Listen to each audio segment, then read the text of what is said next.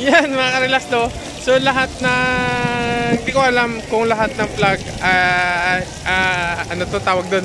Lahat ng country ay nandito po sa ano to.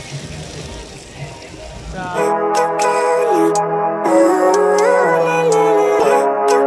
ito.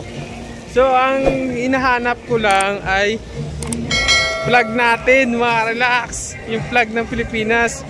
Wala po akong nakikitang flag natin. Yan, kanina pa akong ano dito eh. Tingnan eh, isa-isa. Tingnan o. O, tingnan, saglit lang ha. Ano natin. I-video po natin no. Yan, no? Tingnan nyo na lang mga relax kung nandyan yung flag natin. Flag ng Pilipinas. Yun no. So, kanina pa ako. No? Tinignan ko yan isa-isa.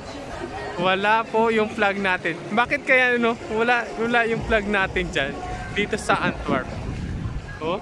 So mayroon pa doon sa gilid. Pupuntahan natin baka nandun yung flag. Flag natin. So yan na. Yan na. You know, may South Korea.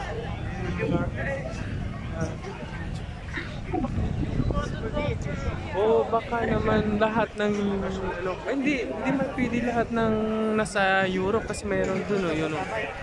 Nakikita ko yun sa Japan, yan o, sa Canada. O, yan. So wala po yung flag natin. Dito. Bakit kaya no?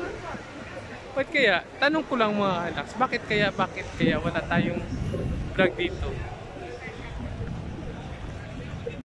So, yan mga relax.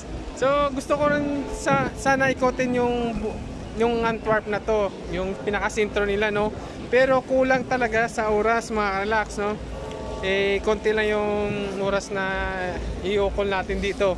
So, at least kahit pa paano ay nakaapak po tayo sa Antwerp, Belgium.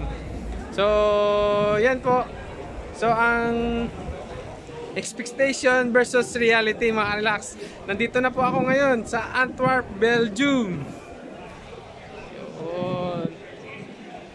So, wag niyo po kalimutan mag-subscribe at maraming salamat po.